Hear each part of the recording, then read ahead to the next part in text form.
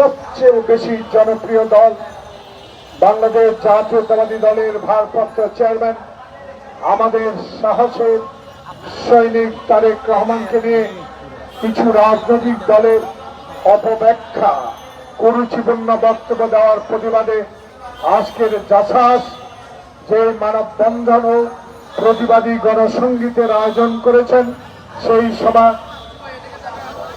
সম্মানিত সভাপতি, যাকে আমি বিগত আন্দোলনে দেখেছি, শুধু বাংলাদেশে নয়, সুদূর 10,000 কিলোমিটার দূরে থেকেও যাকে বিভিন্ন অঙ্গরাজ্যে বিভিন্ন বিদেশে বাংলাদেশ জাতীয়তাবাদী দলের সে সাহসী ভূমিকা পালন করেছেন আজকের এই জাসাসের সংগ্রামী সভাপতি হেলাল খান।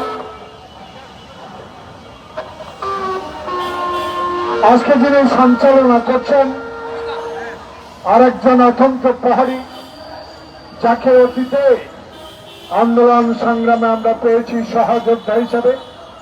বাংলাদেশের ঢাকা শহরে যেখানেই জাসাসের প্রতিবাদী কণ্ঠ, সেই আমাদের জাকির হোসেন রোকন, উপস্থিত আমার সহযোদ্ধা সরোয়ার, উপস্থিত জাতীয় নেতৃবৃন্দ, জাসাসের প্রিয় বন্ধুগণ, এই বৃষ্টি ভেজা সকল কিছু উপেক্ষা করে জাসাসের সকল পর্যায়ের নেতা কর্মী আজকে একটি প্রতিবাদ করার জন্য এখানে সমাবেত হয়েছেন এবং গণসংগীতের আয়োজন করেছেন। এই জন্য বাংলাদেশ জাতীয়তাবাদী দলের পক্ষ থেকে জাসাসকে আমি সংগ্রামী অভিনন্দন জানাই। একটু পরেই কৃষক দলের সভা শুরু হবে পল্টন থেকে 12টা, তারপরে মহাসচিবের টিএসসিতে প্রোগ্রাম আছে, যুব দলের প্রোগ্রাম আছে, অনেকগুলো প্রোগ্রাম আপনাদেরকে কভার করতে হবে। প্রিয় সাংবাদিক বন্ধুগণ, আমি শুধু মনে করিয়ে দিতে চাই, গতকালকে যে নৃশংস হত্যাকাণ্ড, সে আক্রমণ কি বুঝাতে চেয়েছে আমি জানি না। এটা কিসের চক্রান্ত, কিসের আলামত? যখন এই লন্ডনে বসে বাংলাদেশের অবিসংবাদিত নেতা তারেক রহমানের সাথে ইন্টেরিয়াম অন্তর্বর্তীকালীন সরকার প্রধানের বৈঠক শেষে একটি নির্বাচনের দিনক্ষণ ঘোষণা করা হলো, তখন এই বাংলাদেশে এই লন্ডন বৈঠকের পরেই ষড়যন্ত্রের বাতাস বইতে শুরু করেছে। জাসাসের বন্ধুগণ, আমরা কিন্তু ভেসে আসি নাই, আমাদের দল ভেসে আসে নাই। বাংলাদেশের স্বাধীনতা ঘোষণা করেছে শহীদ প্রেসিডেন্ট জিয়াউর রহমান। শুধু স্বাধীনতা ঘোষণাই করেন নাই, অস্ত্র হাতে খালি পায়ে সেক্টর কমান্ডার হিসেবে যুদ্ধ করেছেন। সেই যুদ্ধে বাংলাদেশ স্বাধীন হয়েছিল। যারা এক সময় 16 বছর আওয়ামী লীগকে মুক্তিযুদ্ধের চেতনা, মুক্তিযুদ্ধের দাবিদার হিসাবে বাংলাদেশ জাতীয়তাবাদী দলকে অবজ্ঞা করেছেন, শহীদ প্রেসিডেন্ট জিয়াউর রহমানের কবরকে অন্যত্র সরিয়ে দেওয়ার প্ররোচনা করেছিলেন, বেগম খালেদা জিয়াকে অনৈতিক মামলায় রায় দিয়েছেন, তারেক রহমানের 111 সরকার দিয়ে তাকে পঙ্গু করে দেওয়ার হীন চেষ্টা করেছেন, বিনা কারণে গ্রেনেড হামলার মামলায় তাকে রায় দিয়ে সাজা দিয়েছেন। তারপরেও সেই দল এখনো টিকে আছে একটি গণতান্ত্রিক রাষ্ট্র হিসাবে, জাতীয়তাবাদী শক্তির দল। এবং যারা বিগত হাসিনা রক্ত চক্ষু উপেক্ষা করে এই সংগ্রামে অবতীর্ণ হয়েছে, আজকে আমার মনে পড়ে সে খোকন ওয়াসিম, মুক্তের রক্তে 400 ছাত্র দলের, যুব দলের, জাসাসের, বিএনপির নেতা কর্মী যারা আত্মহতি দিয়েছে, সেই আত্মহতির কারণেই আজকে ডক্টর প্রফেসর মোহাম্মদ ইউনূস আপনার সরকারের আমলে, যেখানে আইন শৃঙ্খলার অবনতি না হওয়ার জন্য সকল রাজনৈতিক দল আপনাকে সমর্থন করে দিচ্ছে, আপনাকে সাহস যোগাচ্ছে। কি করে কালকে এনসিপির উপরে হামলা হলো, রহস্যটা কোথায়? জনগণ তাই বলা শুরু করেছে, লন্ডনের বৈঠক পর এই দেশে যত একটি নির্বাচিত সরকার না হতে পারে তারই ইঙ্গিত বহন করে এই সকল ষড়যন্ত্র সৃষ্টি করে। তাই আজকে আমরা জাসাস, আপনারা আপনাদের মনকে বলেন, পৃথিবীতে সবচেয়ে নরম মন হলো মানুষের, হাতুড়ি দিয়ে পাথর দিয়ে সেই মন ভাঙতে পারে না। কিন্তু আপনারা কিছু সংখ্যক রাজনৈতিক দল, কিছু নেতা, আমাদের প্রিয় নেতা তারেক রহমান, স্বাধীনতার ঘোষক শহীদ জিয়াকে নিয়ে কথা বলেছেন। আমরা দুঃখ পেয়েছি। আপনাদের উচিত হয় নাই আপনাদের অতীতের ইতিহাস কি তুলে ধরতে চাই না।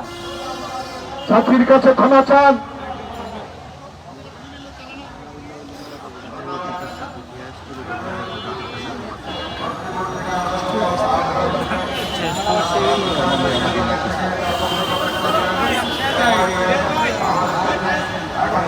এখন বক্তব্যের মাঝখানে এটা দেওয়া দরকার ছিল।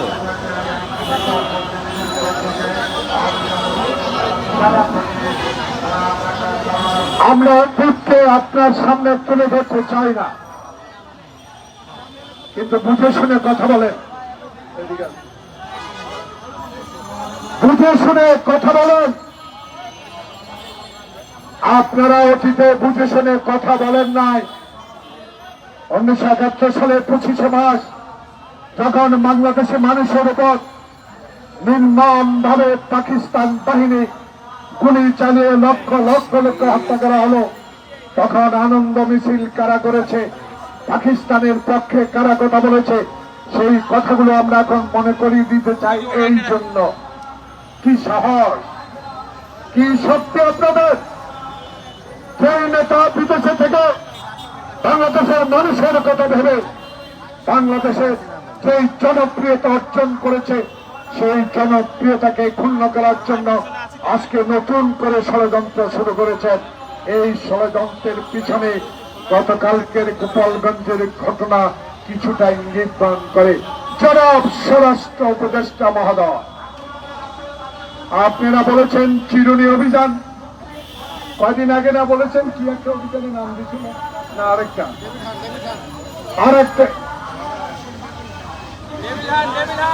টেবিলহান শয়তান ধরো। শয়তানের পর গতকালকে কোন শয়তান, কার ইঙ্গিতের শয়তান গোপালগঞ্জ এনসিপি নেতাদের উপর হামলা চালানো? এ হামলা পরিকল্পিত। এ হামলার সাথে আওয়ামী দুঃশাসনের 1 লক্ষের উপরে পুলিশ তাদেরকে বিনা কারণে ছাত্রলীগ যুবলীগের চাকরি দিয়েছেন। তারা এখনো কোনো বহাল প্রধান জনাব উপদেষ্টা জাহাঙ্গীর সাহেব 11 মাস অতিবাহিত হলো, এখনো কেন এই আওয়ামী প্রেতাত্মারা এখনো সচিবালয়, এখনো কেন বিভিন্ন জেলায়, এখনো কেন থানায় থানায়? তার কারণ একটি, 11 মাসও আপনি যখন নির্বাচন দিতে পারেন নাই, ঠিক নির্বাচনের যখন একটা নির্দিষ্ট সময় ঘোষণা করলেন, তখন এই গোপালগঞ্জের এই ঘটনা ইঙ্গিত বহন করে দেশে যাতে আর নির্বাচন না হতে পারে, যাতে অনির্বাচিত সরকার ক্ষমতায় থেকে বাংলাদেশের মানুষকে আবার অবহেলা করতে পারে, সেই কারণে ষড়যন্ত্র। তাই আমরা বিশ্বাস করি, আমরা আপনাকে সমর্থন করি, আমরা আপনাকে গুণীজন হিসেবে শ্রদ্ধা করি। আপনাকে স্মরণ করে দিতে চাই, প্রিয় প্রধান উপদেষ্টা, আপনি 14 তলা পর্যন্ত পায়ে হেঁটে উঠেছেন, আপনার লিফট বন্ধ করে দিয়েছিল, আপনাকে বিনা কারণে মামলা দিয়েছিল। তাই আমাদেরও দুঃখ, আমাদের নেত্রীকে বিনা কারণে 5 বছর সাজা দিয়ে জেলে রেখেছেন, বিনা কারণে অনিয়ম সৃষ্টি করে তারেক রহমানের মেরুদণ্ড ভেঙে দিয়ে তাকে রাজনীতি থেকে চিরতরে নিঃশেষ করে দেওয়ার হীন প্রচেষ্টা করা হয়েছিল। তাই আল্লাহ রাখে, আল্লাহ মারেকে। তাই আপনারা আবার নতুন করে ষড়যন্ত্র শুরু করেছেন। আমি কোন এক নেতাকে উদ্দেশ্য করে বলতে চাই, প্রিয় সাংবাদিক বন্ধুগণ, আপনাদের স্বাধীনতা ছিল, আপনারা কোনো কথা লিখতে পারতেন না, আপনাদের সে সাহস ছিল না। সাহস থাকলেও পরের দিন রিপোর্ট প্রকাশিত হলে আপনাকে নির্মম নির্যাতনের শিকার হতে হয়েছে। এখন এই সরকারের আমলে আপনারা নির্দ্বিধায় লিখতে পারেন। আমার ওই কথাটুকু দয়া করে লিখবেন, কারণ আমরা বুঝতে পেরেছি বাংলাদেশে যারা গণতন্ত্রের পক্ষে কথা বলে, যারা জনগণের অধিকার প্রতিষ্ঠার পক্ষে কথা বলে, যারা আবার হয় না ঘর তৈরি হবে না, যারা আবার হারুনের মতো ডিবি অফিসার সৃষ্টি করবে না, যারা বাংলাদেশে আর একটি লোকের বিরুদ্ধে হাজার মামলা দায়ের করবে না, যারা বিনা কারণে থানায় নিয়ে ওসি তার পরিবারকে পিটিয়ে টাকা আদায় করবে না, এমন সরকার কায়েম করার জন্যই তারেক রহমানের অবদান। সেই তারেক রহমানকে আজকে কুরুচিপূর্ণ কথা বলে তার এই অপরিসীম সাহসকে কোনোদিনও জাহাজের মতো কর্মী থাকতে ইনশাল্লাহ পারবেন না ঠেকাতে। তাই আজকে আপনার কাছে অনুরোধ করব, আপনাদের কাছে বিনীত অনুরোধ করব, আমাদের সংগ্রামী মহাসচিব আজকে প্রতিবাদ করেছে, আপনাদের পক্ষে কথা বলেছে। আইন নিজের হাতে তুলে দেওয়া যাবে না, আইনের পক্ষে কথা বলেছে, কিন্তু এটাতে বোঝা যায়, এটাতে বোঝার চেষ্টা করেন না আপনারা যেই পথে এগিয়ে যাচ্ছেন, বাংলাদেশকে আবার রসাতলে নেওয়ার, বাংলাদেশের গণতন্ত্রকে হত্যা করার, বাংলাদেশে আবার একটি নির্বাচিত সরকার কায়েম হোক, এই বিষয়টিকে দূরে ঠেলে রাখার জন্য আবার কারো কারো সাথে রাতে বসে বরিশালে মিটিং করে আবার নতুন ষড়যন্ত্র শুরু করছেন। যিনি আওয়ামী লীগের আমলে মেয়র পদে দাঁড়িয়ে কানে ধরে তওবা করেছিল, আওয়ামী লীগের আমলে আর কোন নির্বাচনে যাবে না, গণতন্ত্র ফিরে না আসছে, বাংলাদেশ আর কোন নির্বাচনে অংশগ্রহণ করবে না। তাই সেই নেতার প্রতি আবেদন জানাবো, উলট পালট কথা না বলাই ভালো। কারণ এমন দল, যেই দল জিয়ার হাতে গড়া, যেই দল খালেদা জিয়ার নেতৃত্বে বাংলাদেশে গণতন্ত্র প্রতিষ্ঠা করেছে 91 সালে, যেই দল 16 বছর দেশের বাইরে থেকেও বাংলাদেশের মানুষের কথা, অধিকারের কথা বলে, সেই দলের নেতাদের বিরুদ্ধে কথা বন্ধ করেন। যদি কথা বন্ধ না করেন তাহলে আমরা জনগণকে নিয়ে রুখে দাঁড়াবো, জনগণকে নিয়ে রুখে দাঁড়াবো। এবং নির্বাচন যদি ব্যাহত করার কোন হীন প্রচেষ্টা আপনারা করেন, জনগণ আমাদের সাথে আছে বিশ্বাস। কারণ হাসিনা বলেছিল, যদি আওয়ামী লীগ ক্ষমতা থেকে চলে যায়, এই বিএনপির হাতে একটা কর্মীও টিকবে না, সবকে মেরে ফেলবে। বুকে হাত দিয়া বলতে পারে, তারেক রহমানের নির্দেশে একটি আওয়ামী লীগ দুঃশাসন যারা করেছে, চাঁদাবাজি যারা করেছে, অস্ত্র দিয়ে মানুষকে হত্যা করেছে, তাদের বিরুদ্ধে গায়ে আমরা হাত তুলি নাই। কারণ আইন নিজের হাতে চলবে। সেই দৃষ্টিভঙ্গি রেখে তত্ত্বাবধায়ক সরকারের কাছে অনুরোধ জানাবো, সকল ষড়যন্ত্রকে পণ্য গোচরে না করে বাংলাদেশ জাতীয়তাবাদী দলও 16 বছরে যারা রাজপথে আন্দোলন করেছে, তাদের দাবি একটি নির্বাচন। সেই নির্বাচন 1991 সালে শাহাবুদ্দিন রশিদ টানিয়ে একজন সিপাহী দিয়ে নির্বাচন সম্পন্ন করেছে। সেই নির্বাচনে বিএনপিকে মানুষ ভোট দিয়ে বাংলাদেশে প্রথম মহিলা প্রধানমন্ত্রী নির্বাচিত করেছেন বেগম জিয়াকে। আবারও আপনার কাছে অনুরোধ থাকবে, সকল ষড়যন্ত্রকে বাদ দিয়ে এমন একটি নির্বাচনের ব্যবস্থা করুন, সেই নির্বাচনে জনগণের ম্যান্ডেট, প্রত্যাশিত নির্বাচন, আমার ভোট আমি দেব, এই অধিকার প্রতিষ্ঠা হয়। সবাইকে ধন্যবাদ, জাহাজকে ধন্যবাদ। আজকে 12টা পর্যন্ত মানববন্ধন চলবে এবং আপনারা প্রতিবাদী সঙ্গে শুনবেন। জাহাজের সভাপতি এবং সদস্য সচিব সবাইকে আজকের এই সুন্দর বৃষ্টি ভেজা দিনে এই অনুষ্ঠান করার জন্য জাতীয়তাবাদী শক্তির পক্ষ থেকে একজন রাজনৈতিক কর্মী হিসেবে আবার আপনাকে ধন্যবাদ জানাচ্ছি। আসসালামু আলাইকুম।